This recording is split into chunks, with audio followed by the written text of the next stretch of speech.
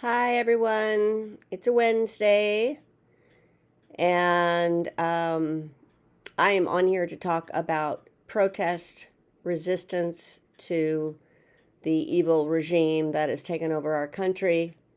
Nonviolent, nonviolent. As soon as we break into violence, uh, we lose the higher ground on that, and also we get their reaction, which is they're very happy to have us be violent. So don't be violent. We show up in vast numbers or not so vast numbers, even small numbers. And as you can see, if you've been paying any attention to, say, the Rachel Maddow show, which I strongly suggest you watch on MSNBC, um, 6 o'clock Pacific time, 9 o'clock Eastern Standard, um, you will see that there are protests all over the country. There are town halls, there are rallies. Of course, there's Bernie and AOC's rallies calling attention to everything, um, showing just how large percentages of the population are not happy with Trump's agenda and the 2025 agenda that he is implementing, even though he said when he was running it, and he didn't know anything about 2025. I don't know what you're talking about. Yeah, whenever he gets cornered, he says, I don't know that person. I don't know what they're talking about. I don't know. I don't know. I'm just the president. You can't expect me to know these things. Anyway, so one thing I wanted to mention specifically off the bat is April 5th. Across the country, there's going to be big rallies on April 5th.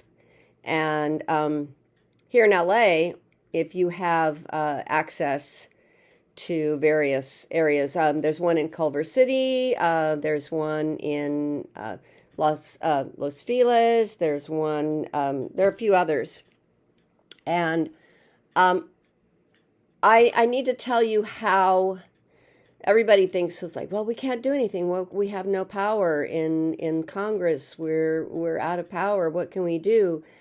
There are about three ways that we fight. We fight through lawyers.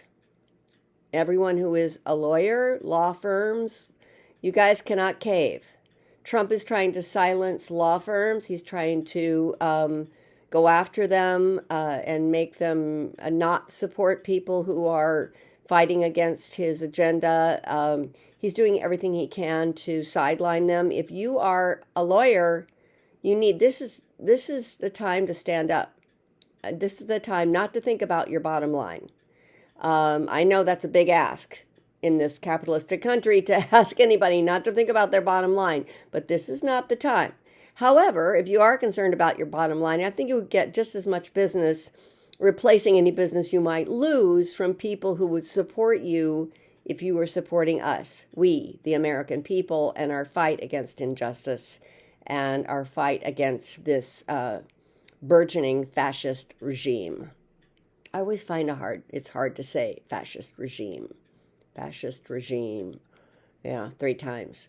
Oh, and then you make it appear. Oh no, it's appearing already. Okay, another line of defense beside the lawyers, journalists. Support journalism. All the papers and journalists who can be trusted. I'll leave it to you to ferret those out, but one of the main ones I look at is the Guardian, and support them financially as well, if you possibly can. Obviously, if you can't, you can't. But journalists are out there telling the truth in some cases, obviously not Fox and Friends. They're that fair and balanced thing that they say they do. I strongly question that they do that. So you need to find journalists who are speaking up and speaking out, and you need to support them. Watching their shows, supporting their papers, whatever you can do, you need to do that.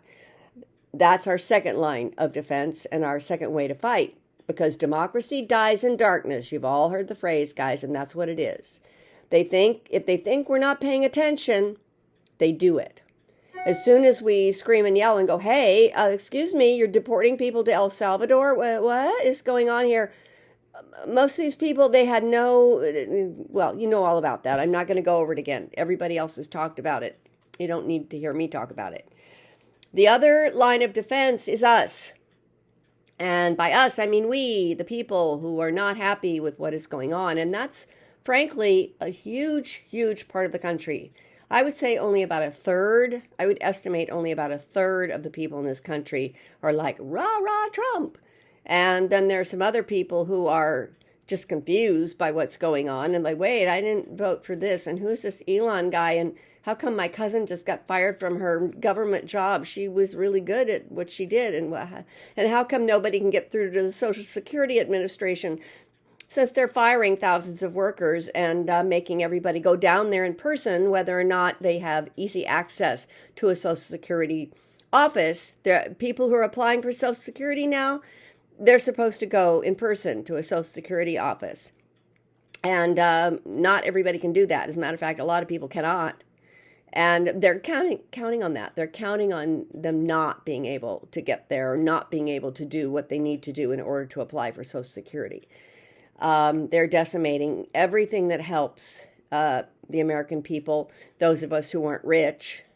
They're decimating everything that they can that helps us live day to day, survive day to day. So the April 5th rallies, I'm going to one. I know neighbors who are going to one. I think there's a big one in Washington, D.C. If you're looking for places to go, things to do with that, and you think you can do that, MoveOn.org is a place to check out. Resist.org. ThirdAct.org is a good one for older people because they are trying to enlist older people because a lot of us have more time than the younger people who are just overwhelmed with their work schedules and their families and everything. Not that a lot of we older people don't have a lot of things on our plate as well, but we're more likely to have some free time. So ThirdAct.org is one for you to check out. So April 5th, guys, we need to be out there and seen. And a lot of people say, well, what good does it do? What do these rallies do? They don't really do anything. We're just there with signs. Yeah, we're there with signs. And we're out there being seen. And more they can't ignore it. And they are showing it on the news in a lot of places. I don't know if they're showing it on Fox or not. They probably aren't because they are trying to deny, deflect everything that they possibly can. But it is showing up, and it's showing also the rest of the world. Our friends and allies, Hegseth and his gang, oh, we hate Europe, they're horrible. Do you hate Europe? If you hate Europe, well, then you shouldn't be listening to me. Europe is terrible. We like Russia now.